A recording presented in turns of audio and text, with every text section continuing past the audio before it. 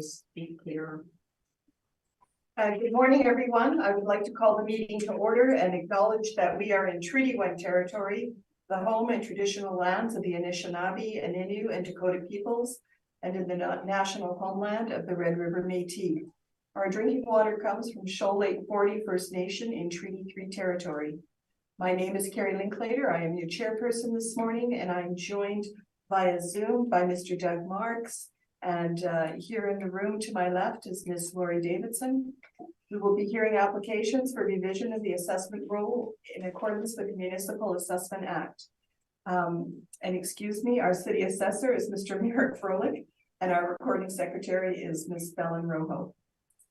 The matters for which revision is requested have been described in each application, and we will limit discussion to those matters. Statements that are made at this hearing are sworn testimony, and anyone speaking to the matters must be sworn in. Be advised that comparison of assessments of properties are not considered evidence of market value by the board. Board of Revision is appointed annually by City Council and is independent of it and the city administration. It makes its decisions on the basis of the evidence provided at this hearing and issues a written order that will be mailed to all parties as soon as possible.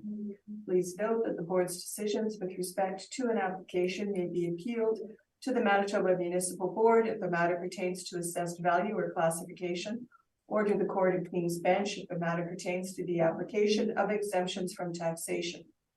Should you wish to appeal, information on how to do so will be included with the board's order. With respect to the hearing process, I will confirm the points of appeal with your property to be addressed with each applicant following the swearing in. We will then have the assessor's testimony followed by questions that the applicant may have, and then the applicant's testimony followed by questions. Each side will have an opportunity to summarize if they wish. Once all of the evidence about an application has been brought forward, the applicant may leave. The process will repeat for each item on the docket today. The session will close after all the applications have been heard, and the board will deliberate in private and make its decisions. You will receive the board's decision by registered mail as soon as possible. As information, all public hearings are live streamed, recorded, and will be part of the public record. This morning, we will be hearing items 1 through 4 on the docket. And Ms. Rojo, would you please affirm the assessor and applicant's testimony? Mr. Assessor, please state your full name. Merrick Froelich. And you affirm the evidence about to present that this hearing is the truth, the whole truth, and nothing but the truth? Yes, I do. Thank you. Mr. Applicant, please state your full name. Gary Rofreimer. And you affirm the evidence about to present that this hearing is the truth, the whole truth, and nothing but the truth? I do. Thank you. Okay. Good morning, Mr. Reimer, and good morning to you, Mr. Froelich.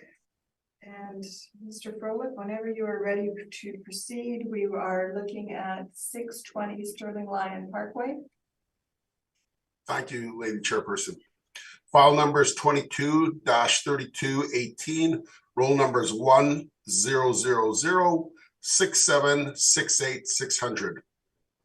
The assessed value that we have for today's property is $2,902,000. And I'd like to make a recommendation for on this property to reduce the assessment to the actual rent using a value of $2,634,000.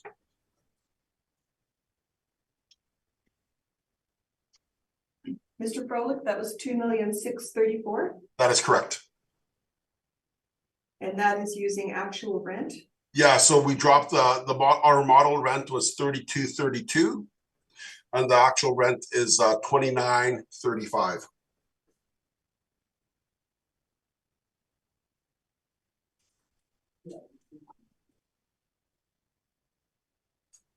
And Mr. Reimer, are you accepting of this recommendation? Actually, would like to proceed, but it narrows the issues, and I thank Mr. Froelich for his diligence on that. Right, thank you. You would like to proceed, Mr. Froelich? Sure thing. This is a credit union. It was built in 2014 with a wall height of 16 feet, zoning C4 commercial regional. Leasable area is 5,318 square feet. Property is located in the southwest quadrant of the city of Winnipeg. To its east, it's there's an IKEA there. To its immediate left right or to the west is a Montana's, and it's people are familiar with Seasons of the Tuxedo Complex and where it's at. What was interesting is when I was doing my research on this property in 2009, this entire area was just farmland. And we all know this by being in Winnipeg, but it's always interesting to see how things change over 15 years or 14 years. On page 2 and 3, you can see some pictures of the subject property. Property owner has completed their income and expense mailer. I'm not too sure why it says incomplete, but they have completed the income and expense mailer. And what we have here is we have the leasable area for the income summary of 5318, using the 2935, using 2% vacancy, 3% for expenses, $8 for shortfall. The net operating income that the assessor had was $2,634,000, using a 5.6% cap rate. And that's how we came up with our value. On page 5 of my brief, what we've done is we've limited our scope, just showing standalone credit unions and banks. So we're using 2935 for a new bank that was built in 2013. If you look at a similar property at 2785 Pembina Highway, which is built in 2027, the actual rent for that property, which is slightly larger than the subject property, is $63.51, and that's at $33 a square foot. We have another bank on St. Anne's right below that, comparable number 3, which also shows 1,500 square feet at a rent of $36.70 a square foot. So those are 2 of the more recent comparables that I have here, and I feel very comfortable with the 2935 that I'm using because that's the actual rent, which has changed from what we had from the model initially. All the cap rate information's consistent with what we've done before. There's not a lot of sales on banks or cap rates, but we do have a sale coming up on our next property, and there's some parallels with regards to the property we're discussing here and what we'll be discussing on our next bank on our next bank at 699 Osborne. And on page 21, you can see halfway through the page, if anyone wants to go take a look at it, where we're using the actual rent of the 2935. That concludes my formal presentation, and I'm open to questions. Thank you. Mr. Reimer, did you have questions? Thanks, Madam Chair. Just a couple. Mr. Froelich, could we go to your page 4? Yeah. And I think you alluded to this, but and very much appreciate the rental rate suggestion. That's now a non-issue for the appeal. But the remainder of the parameters from the 2% vacancy down to the 5.6 cap, that's model driven, correct? That's correct. And I acknowledge, and you referred to it, the cap rate chart on page 6 of your materials, but the department hasn't provided you with any transactions specifically around office properties generally or banks, correct? Well, yeah, because it's a newer property and it's a smaller size, which is why we have a lower cap rate for it. Because if the size of the building was larger, and if it was older, then the cap rate would be higher than what we currently have here. Okay, but there are no transactions that again no, that the department's well, the point is, ironically enough, well, there may be a sales transaction that we might be able to use on 699 Osborne if we got the sales mailer from the client. Understood. All right. Thanks, Madam Chair. Those are my questions. Thank you. Mr. Marks, any questions? No questions for me, thank you. And Ms. Davidson? I just had a question, since you changed the assessment and the rent, just so I don't have to calculate it, what was the new NOI? Yep, the new NOI that we had was 147,522. Thank you. And just one other quick question. On the cap rates, I heard what everyone was saying, but these would be under your cap chart on page 6.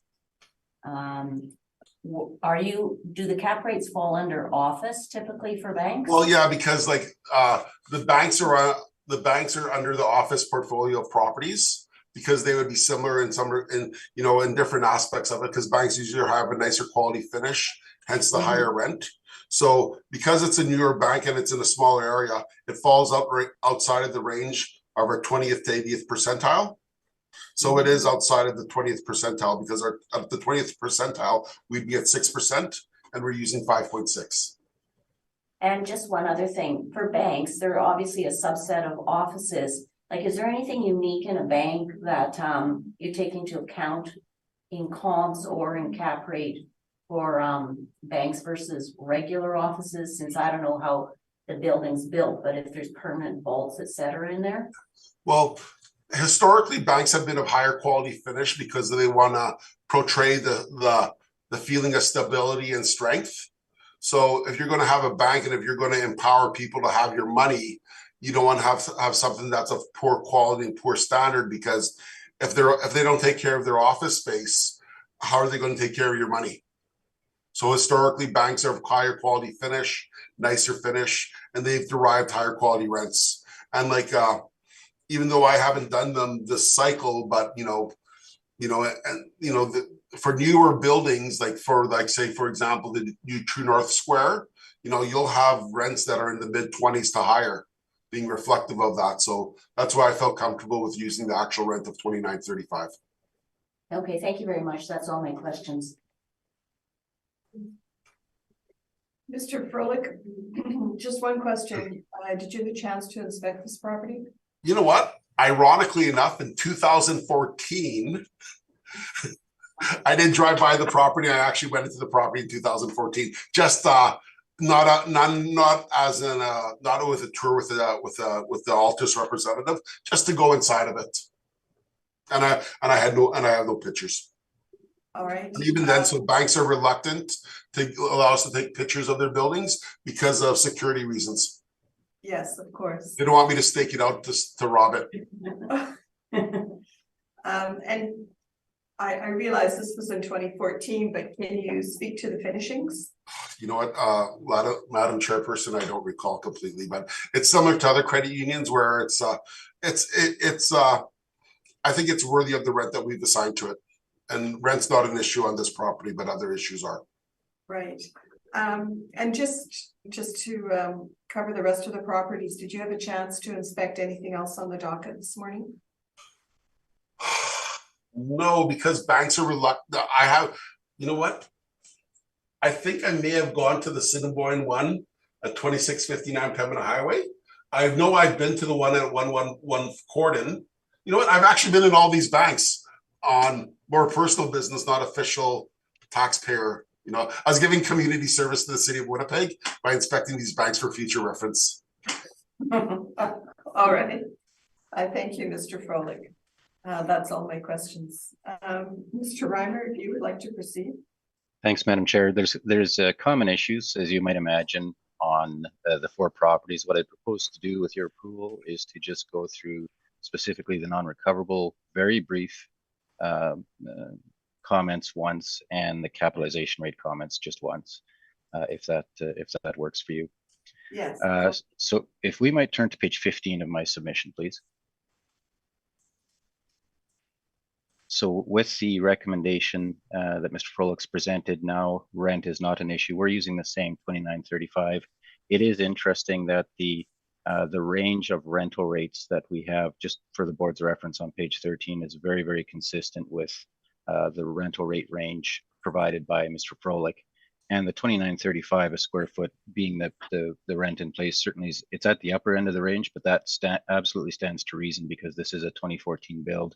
It is good quality, Madam Chair. I have, again, not for the purpose of this hearing specifically, but I have been in the property, and it is good quality finish as one would expect for a credit union of this vintage. So the $29.35, as you can see, we've applied their vacancy allowance. We're not disagreeing with the 2% rates that have been applied for the banks this morning. Pardon me, the non-recoverables, we've applied the full 5%. And the capitalization rate, which really is at the heart of some of these matters, we've applied a rate of 6.75%. Ms. Davidson's question about how these assets sort of get classified within the department's systems is a very good one because, and I'll be quite blunt, I struggle with the same thing. I think these properties there's a distinction between some of the financial institutions and credit unions properties where there's a very, very substantial office component, typically for staff that aren't necessarily working just within that branch, but rather our administration and other officers and employees that are working for the institution generally. A couple of good examples are we've had for another credit union with property on La Jamodier and another one on McGilvery. They're in both cases, they're multi-story properties with very substantial office components. And it's easier to slot those in as an office because there is the retail component, of course, but the office component for the general purposes of the institution far outweighs the actual branch itself. With this property and the other ones on the docket today, that's not the case. It's fundamentally a retail branch. And of course, you've got offices in there, but as one would expect, you've got sort of the standard significant size area for clients and customers to come in and conduct their banking. Then you've got offices as well for both staff within the branch specifically, and possibly other staff that wouldn't work at necessarily exclusively at that branch, but primarily with these locations, I think it's just as logical to classify them in the retail category. Having said all that, I will say very clearly it wouldn't have a significant impact. In fact, I'd suggest it would have virtually no impact on my capitalization rate request. I've submitted for the purposes of the hearing this morning our office capitalization rate study, the retail capitalization rates, and I have been involved in many retail submissions over the past 6 months, and for good quality, and in the case of this property, certainly I am suggesting it's good quality. The capitalization rate request would be very consistent with this good quality, what we're calling an office property, versus a retail property of sort of similar quality. Something else to think about if one were to, and this comes up, of course, very often, if one were to look at quite a large proportion of the bank branches and the credit union branches, they are actually located in retail strip malls very regularly. And of course, in that scenario, it is valued as a retail property along with the other CRUs and such. So the lines, I'd suggest, become a little blurry with properties like this. And I take Ms. Davidson's question and Mr. Froelich's response. Actually, I'm agreeing with that. They don't fit neatly into any category. Having said all that, then the capitalization rate request we've put in our submissions and our requesting this morning is 6.75%. We continue to believe that's a rate that would be appropriate in this case, and it results in a value of $2,095,000. So, Madam Chair, I recognize all the panel members. I, of course, recognize Mr. Froelich. And so what I propose for the non-recoverable submission, you're certainly welcome to open it, but I would propose to, because of the familiarity, be very brief. If you recall, Madam Chair, there's a couple of fundamental principles relating to the non-recoverables. We believe the intention all along was, even by the assessor himself, based on the previous historical manuals, the intent all along was to account for a stabilized expense to account for these non-recoverable expenses. The non-recoverable expense items that we have included in our analysis are leasing commissions, advertising, marketing, professional fees, and where applicable, though it's only in very limited cases, asset management fees. So the conclusions we came to in the study for not including TIs, just for those items, was a mean and median that were north of 5%. They were in the sort of 6% range and a little bit higher for the median, but we're very comfortable with 5% as a stabilized allowance. Appraisal theory also, we suggest, has the methodology we're using is consistent with appraisal theories set forth in the study that we've submitted to this board. The appraisal theory or appraisal text talks about accounting for these types of expenses, and so we believe the concept is certainly rooted in sound appraisal theory. We looked at a couple of other assessment authorities in Saskatchewan and Ontario, they also appear to be accounting for these expenses.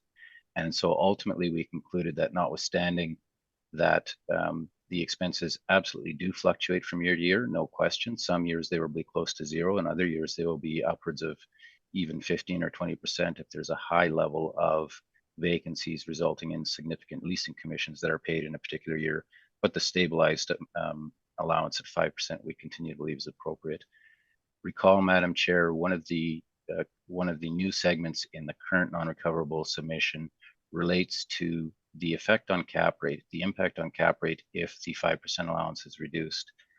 The key concept in that portion of the submission is that the Altus cap rates are calculated using the 5% allowance.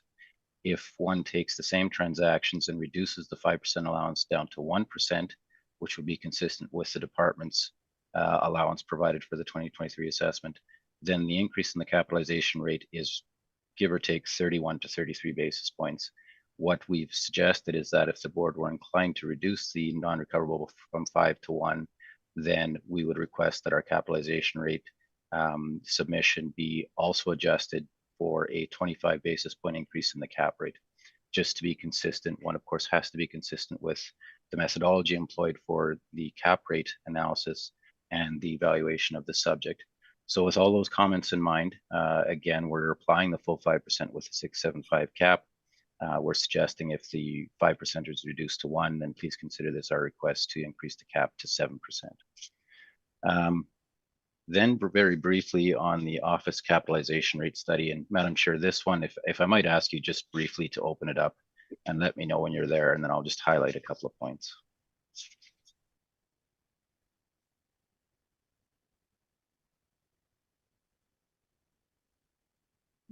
Yes, go ahead.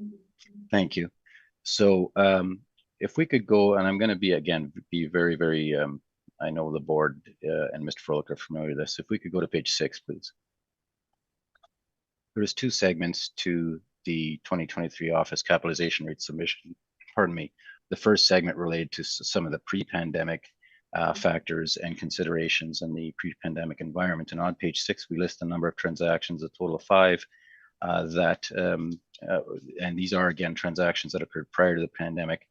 As far as the sort of looking at the nature of the asset, the transactions 4 and 5 are significantly different than the properties this morning. They're multi-story office properties, so really it's just the first 3 that would have some sort of comparability to the assets we're discussing this morning. So the cap rate conclusion then at the top of page 7 for suburban offices, which is how we're notionally classifying the properties this morning, or in the pre-pandemic environment, was between 6.25% and 7%. If you turn then to page 8,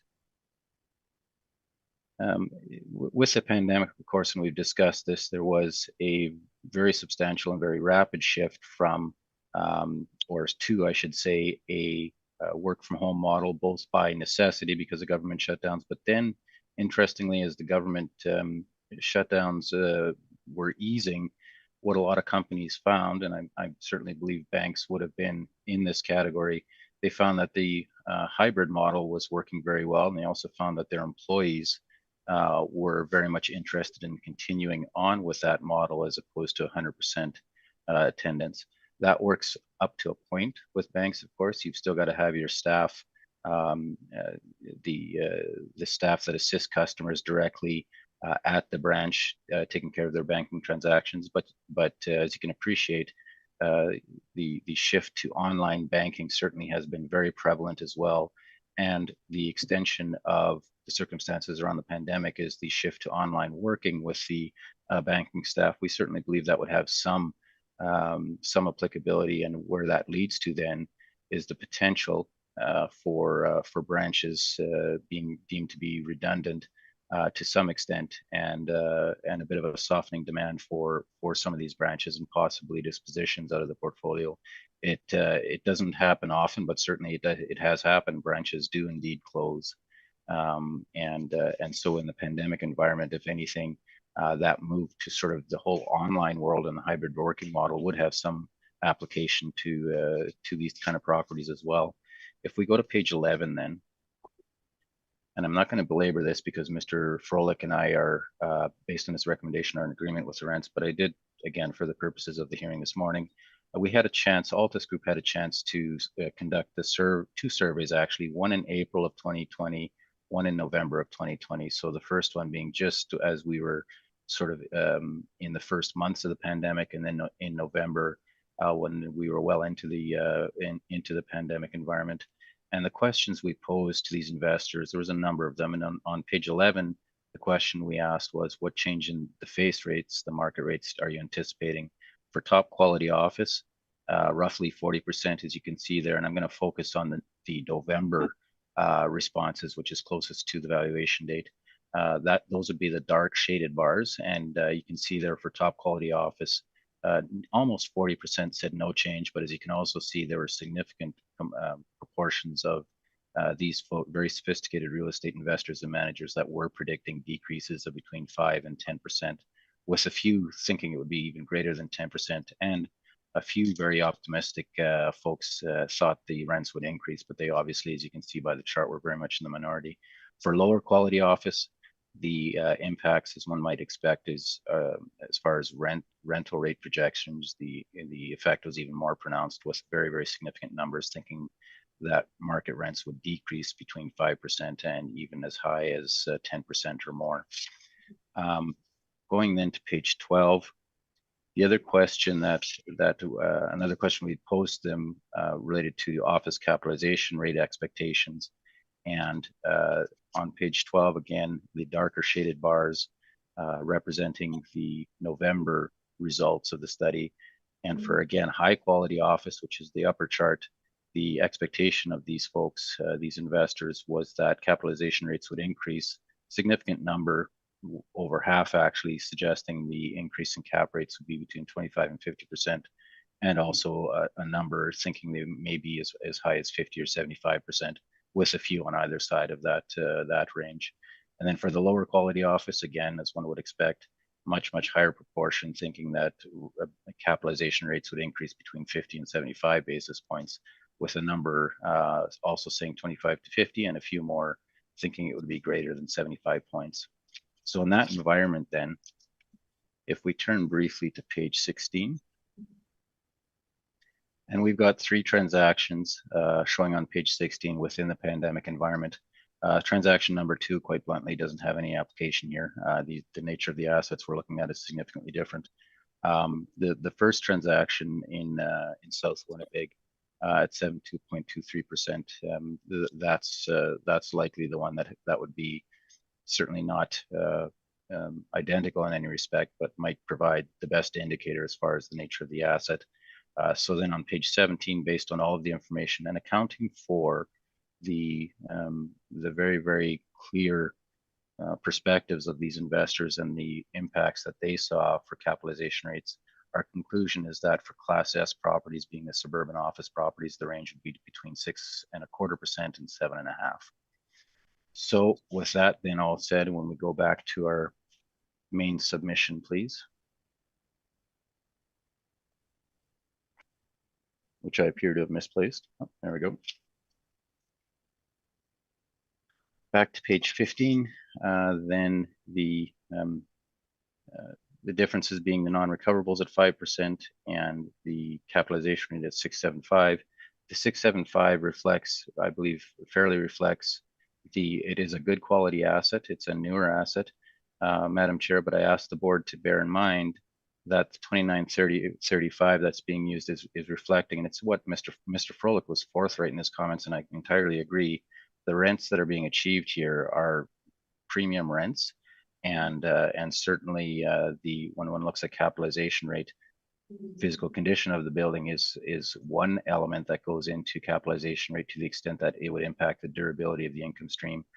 But with everything else that was happening within the pandemic and some of the trends that were becoming very obvious to the investors that we surveyed, the risk, ultimately the capitalization rate should reflect the risk and the durability of the income stream as a whole.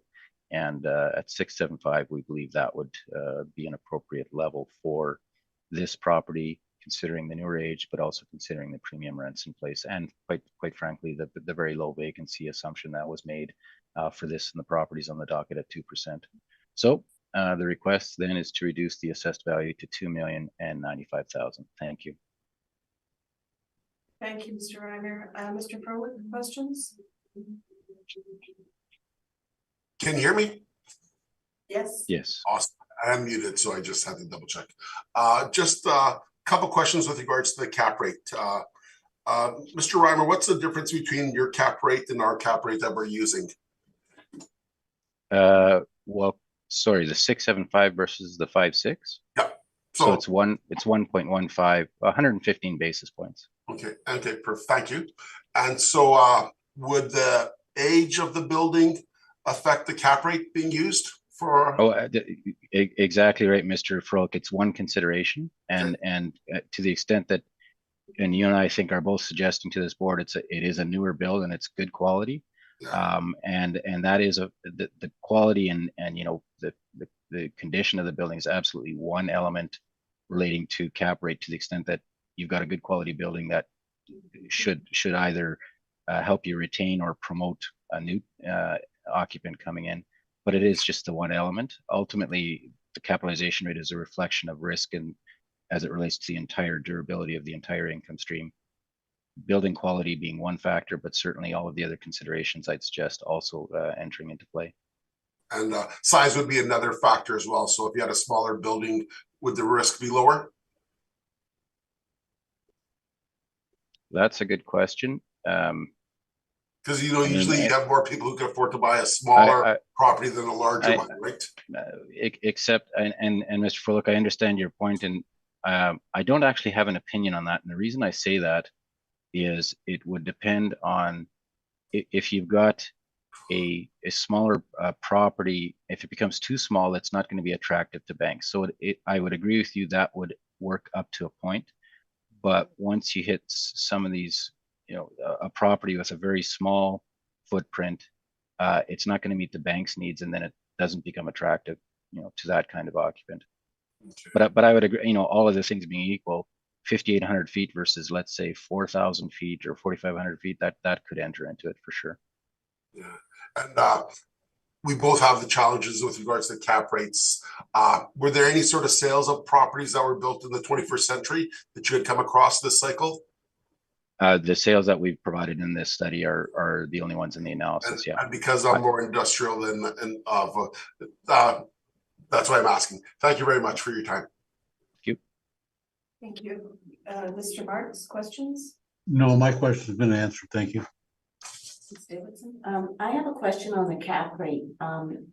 Just because we sort of heard that banks don't clearly 100% fit the sort of normal, I know this isn't assessment lingo, but doesn't totally fit the office classification.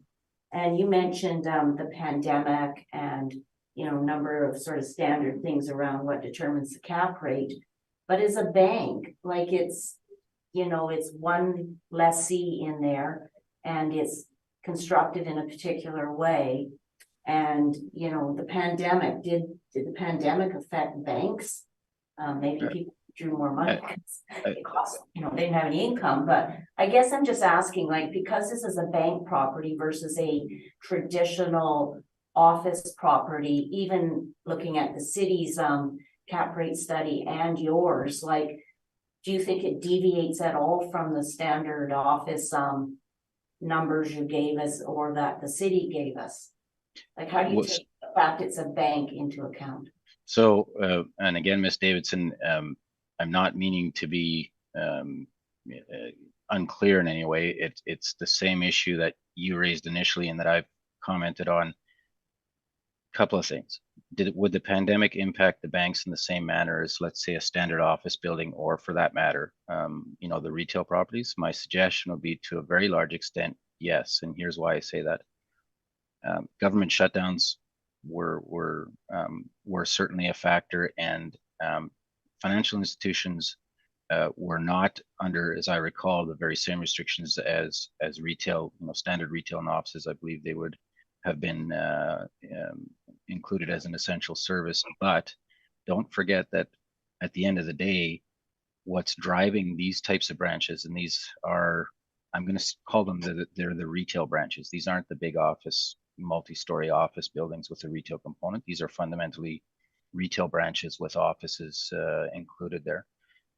Don't forget that the pandemic definitely has had, as of the reference date, a very, very profound effect on consumer behavior. Consumers of both retail goods, but also consumers of banking services and you know, the things you would normally go out to do at a bank. The habits of consumers shifted, and this applies, I would suggest, both equally to retail and office operations. The habits of consumers by necessity and you know, by preference in a lot of cases shifted to the online model. And ultimately then, when a bank is looking at their operations, they're going to look at, for properties like this, they're going to look at foot traffic. They're going to look at what, you know, ultimately the branch needs to be profitable in order to continue on. So the quick answer to that first part, would the pandemic have, does it have the same sort of impact on these types of banking operations? For those reasons, I'm going to suggest yes. The other point, Ms. Davidson, and again, it's a very good one, about the way the banks, this building specifically we're talking about, is built. Absolutely, it was built for Assiniboine Credit Union, but that doesn't lower the risk. If anything, I'd suggest it actually increases it, because if the Assiniboine Credit Union, based on, you know, some of the changes in profitability and such coming out of the pandemic, and or some of the efficiencies that they found within their own organization with employees working from home and such, if they ultimately make the decision to reduce their brick and mortar footprint, well, now you've got a build to suit property with a premium rent that is, it becomes extremely difficult for this type of property to repurpose it. If you happen to have another financial institution that can just step in and use it as is, well, that's the best case scenario, but certainly most of the time, it just isn't the case. And a prime example of the most extreme example that I'm aware of is the older Bank of Montreal building at the corner of, just across the street from me, at the corner of Portage and Main. That's a very, it's a, you know, it's obviously been a bank building that's been around for a long time, but that was a property that where the value was, it was very clear from the transaction, the value just wasn't there. And it's because this isn't a bank that took occupancy of the space. It's for a different purpose. And it's very, very difficult for it to be used for any purpose other than a bank, which is actually going to elevate the risk at the end of the day to the income stream, if there's any hint of the viability or the decision of the institution to perhaps look at closing that branch. So the risk, I would suggest, I'm not suggesting it would be higher than some of the retail and office properties, but I'm certainly not suggesting it would fall outside of the range that I've suggested for those reasons. Okay, thank you very much. That'll help going forward in terms of the other properties as well. Thank you. My question was just asked and answered. Does either party have a wish for a summation? No, thank you. No, thank you. We will proceed to 669 Osborne Street. Mr. Froelich, whenever you would like to proceed. Yeah, for sure. File number is 221036. Roll number is 1201048400. Mr. Reiber and I had discussions about this property this week because there was a sale on it recently, and I didn't have a lot of details about the sale. And there was also the issue with regards to non-compliance. Exactly. So I don't want to speak on Mr. Reimer's behalf, but we have come to a settlement.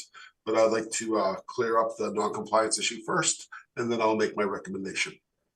Yes, if you would like to speak to the non-co-op, thank you.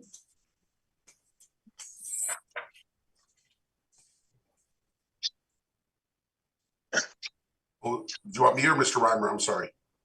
No, if you would like to speak to the non-co-op, Mr. Froelich.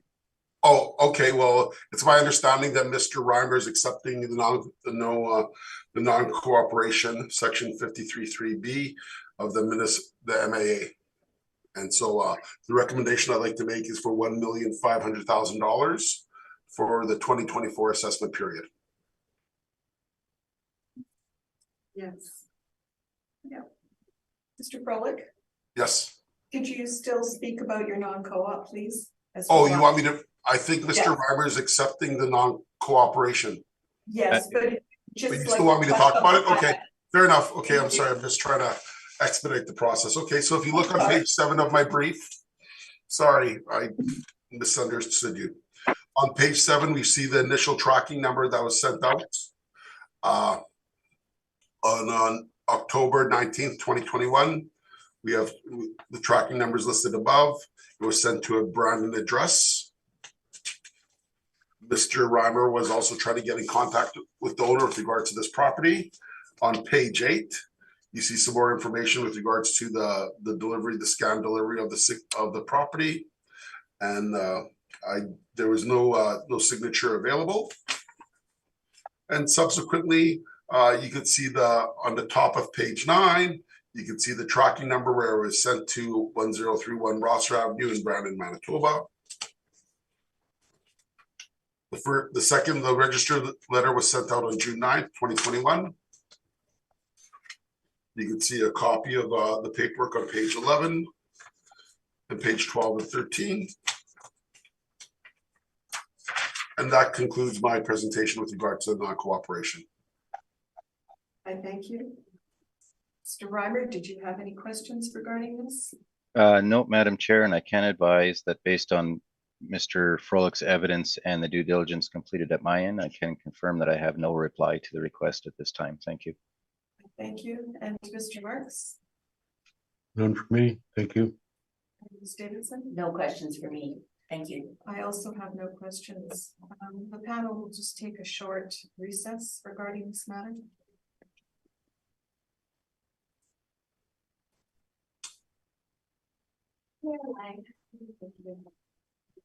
And I would like to call this meeting back to order.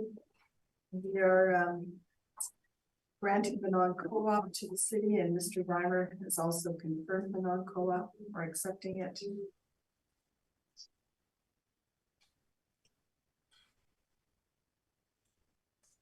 So with that bit of information, I'd like to conclude. I'd like to provide my recommendation. Yes, thank you. As there wasn't income and expense mailer for 2020, we also request a sales mailer from whenever there's a transaction, and unfortunately there was no sales transaction either. And when I reached out to Kerry to talk about this property, you know, he wasn't able to provide, unfortunately, more information about the sale. So what I had done is I looked at our initial value of $1,726,000, and look, being mindful of the sale price, I went through 2 different scenarios. The first scenario that I had done is if I leave all of our other parameters in place and change the market rent to $23.82 with a 2% vacancy, $8 for shortfall, 3% other, it comes up with a net operating income of $88,494 using a 5.9% cap rate. Comes up with a value of $1,499,902. So I went through that exercise, and then I said to myself, what would happen if I changed the cap rate and I left the rent the same? So what happens here is, like, I kept all of our other parameters the same, used our model rent of $27.39, and to come up with the sale price of $1,500,000, the cap rate was 6.79%. So there's always going to be a relationship with regards to market rent and cap rate. And just so looking at that sale, because the sale that we had that had taken place, and if you want to reference page 3 of my brief, it shows that there was a sale on April 1st, 2020 of $1.5 million. And so I went through this exercise because, you know, you always want to learn, and you want to always see how banks, how rent and cap rates are interrelated. So, you know, so I'm proposing the change of the market to the market rent of $23.82 using our cap rate of 5.9% to come up with $1,500,000. Thank you.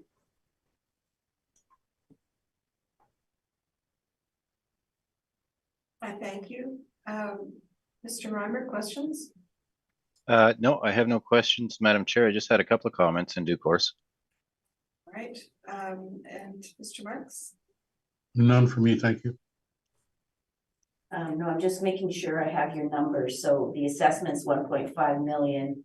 You used 2382 rent, right? You kept the cap at 5.9. That's correct. I'm sure you've already done the math. Obviously you did. What was the NOI with that scenario? Using the 5.9% cap rate, our NOI was 88,494. Thank you. Thanks a lot. That was it.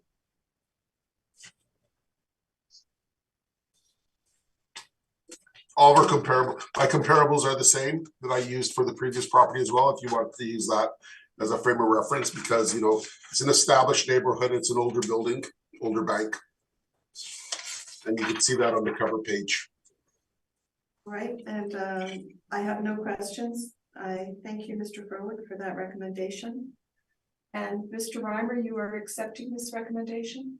I am actually. I'm accepting the 1.5. It asks just with Mr. Froehlich's comments. I just wanted to sort of give my take on it because, notwithstanding we're agreeing with the number, our calculations are consistent with the latter explanation of Mr. Froelich relating to the market rent. Could I ask the board very briefly to turn to page 15? And I'll be able to illustrate this very quickly.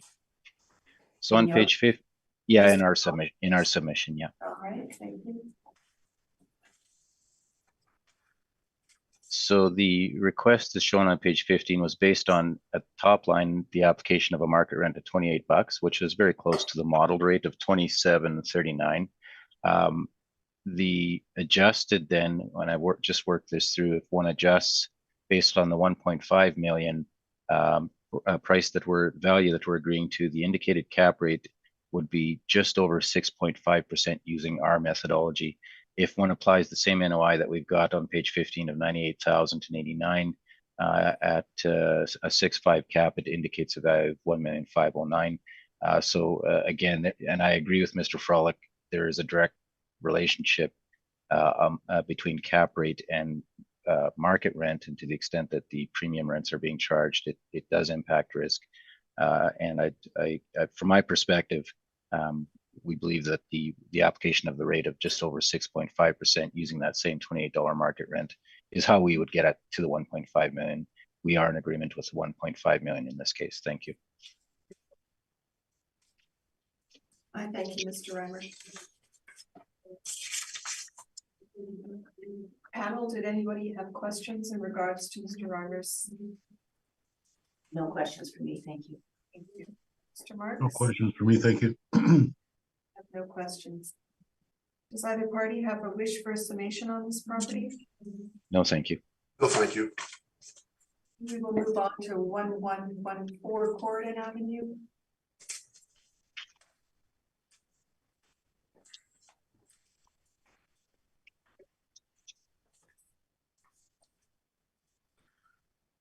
File number is 22-1255. Roll number is 12-030820-100.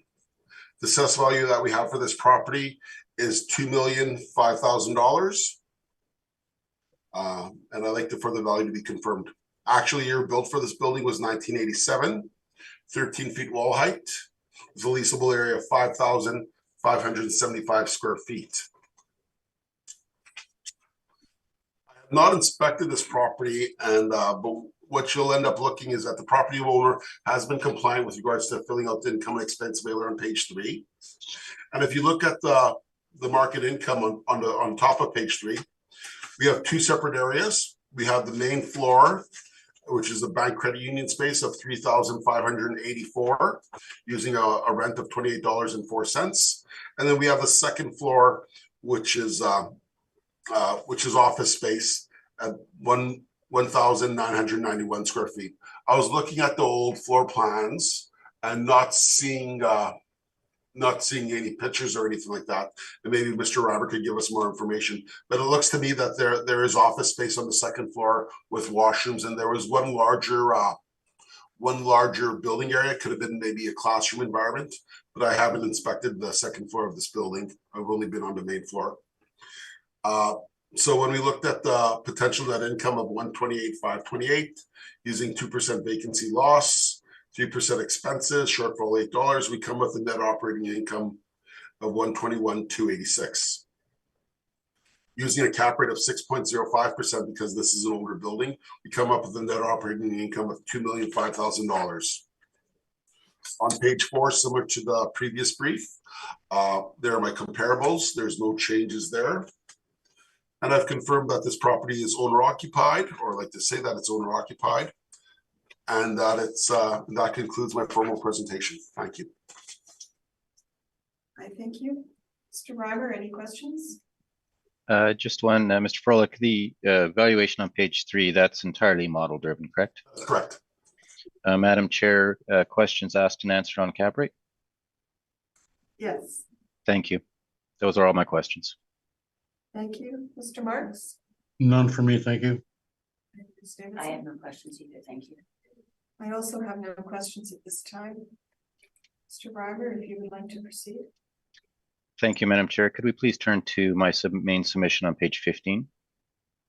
And I'd ask that the board members and Mr. Froelich have their pens, pencils, or notepads ready, because I am going to be making an amendment to the request. Page 13 or 15? 15, please. No problem. Thank you. So on page 15, you can see the market rate we suggested for the main floor space is $28, again, consistent with the ranges provided by both the department and ourselves.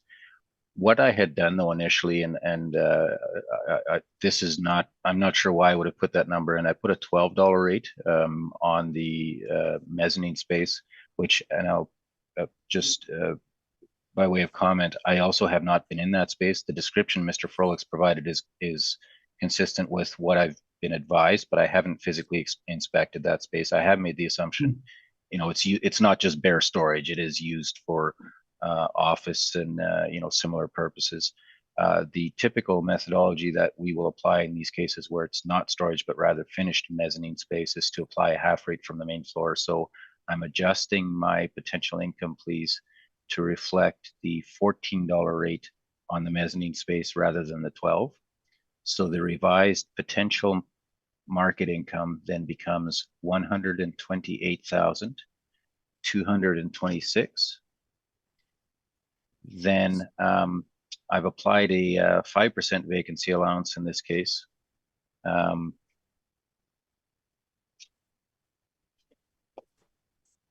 Chair, if I could have a minute. I clearly was not paying attention to detail on this one because I'm not disagreeing with the 2%. So I'm going to rerun this calculation if I could have a moment.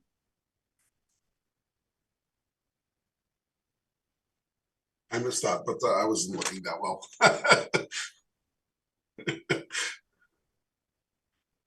I'm going to put it on fatigue, but that's not an excuse. I will get that amended right now. I'm already doing BA appeals, Kerry. I'm in full BA mode for industrial. Okay. So again, Madam Chair, if you might have your pens handy when I'm going to change the vacancy allowance from 5 to 2. And so the potential is again 128,226, adjusting the vacancy allowance to 2%, that the vacancy allowance then becomes $2,565, resulting in a revised effective gross income of 125,661. And then running through using the exact same parameters, the shortfall non-recoverables at 5 and the other or structural reserve at 2, the revised NOI then becomes 115,973. And for the reasons we've previously discussed, I'm applying a cap rate of 6.75. And the revised request this morning, please, is 1,718,000 based on those adjustments. Thank you.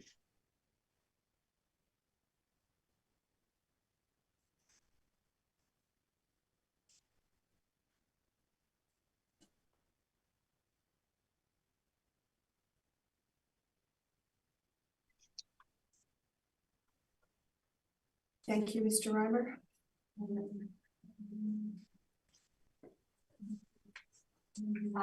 Did you have any further comments?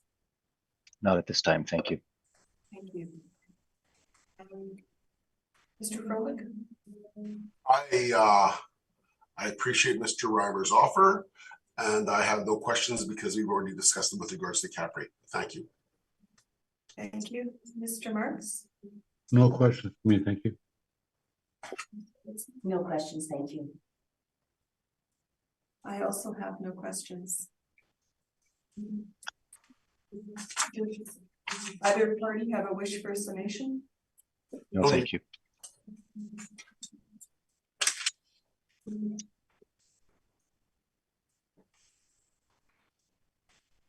We'll move on to the last item on the docket, which is 2659 Pembina Highway. Whenever you'd like to proceed, Mr. Froelich. File number is 22-2262. Roll number is 030617-03000. Owners is Winnipeg Credit Union. We have assessed value of $3,172,000. Property was built in 2008, and it has a leasable area of 6,265. What's also interesting is let me just double check here. There seems the land here seems to be a bit bigger than what's normal. And let me just double check this, because I don't want to lead you astray, or I don't want to make a comment that may or may not be incorrect. And the reason why I say this is because when we look at developments for banks and retail in generally, you know, I think of Northgate Mall, I think of Kelowna Place. You know, whenever there seems to be extra land for a property, there's been a lot of development there. What is interesting, because you know, for car dealerships and for industrial properties, you know, we have land to building ratios. And when I'm looking at this property here, and you could probably see this on the top of page 2, you know, it has a higher land to building ratio, or it just seems to be maybe more land than usual. But if you're looking at the layout of the property, I don't know if there's a lot of potential for development, maybe on the north side of it, but it's just an observation because there's a drive-through into parking and where it is. I don't think this parcel would be available for future development, but you never know. But I just want to present that information to the panel members and to the applicant. Property owner has been compliant with regards to completing income and expense mailers, which is really important for us. What we have here is we have 65 square feet using a model generated rate of $30.79. Comes up with $192,899. Using 2% for vacancy, 3% for expenses, shortfall at $8, we come up with a net operating income of $182,368. So what's interesting here, if you recall, the previous property that we looked at, or the very first one in Sterling Lion, that cap rate was 5.6%. And so when we look at a 5.6% towards a 5.75%, we talk about age and size. Because the size is a bit bigger than the previous property, you know, because the previous property was, I think it was just under 5,000 square feet. And let me double check. 5575. Yeah. So what I'm thinking, and I'm not, so I'm looking at that factor. So it's a bit larger, even though this property, they're close to this, because the other property was a bit,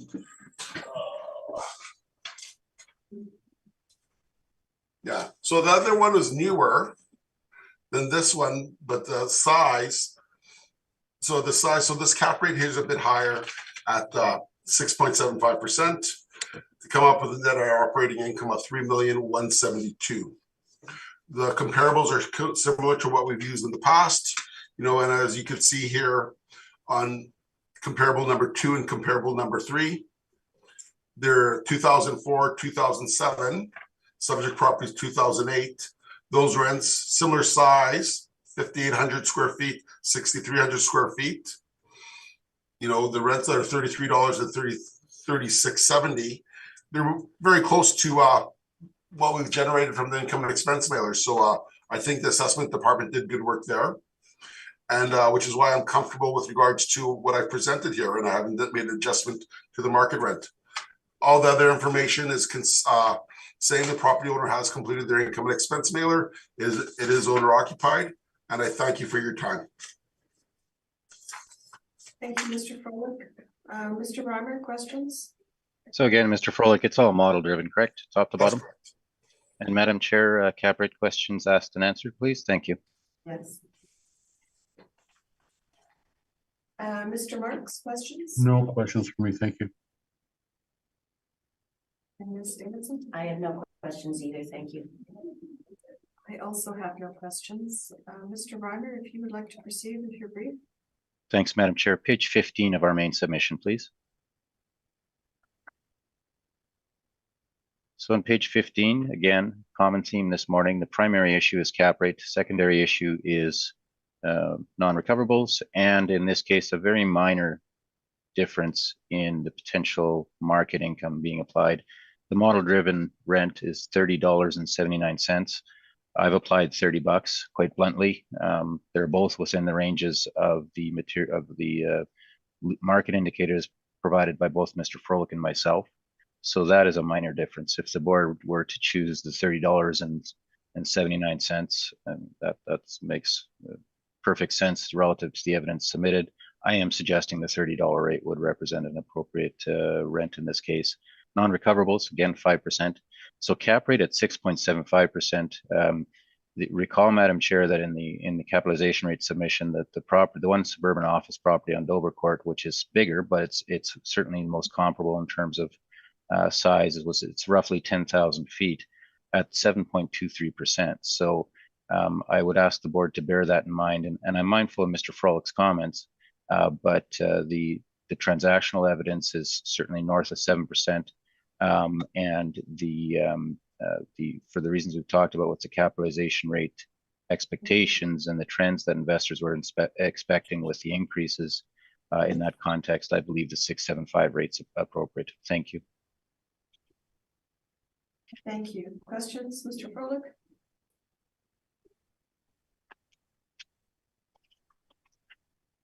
Just acknowledging the fact that the questions with regards to the cap rate were asked and answered.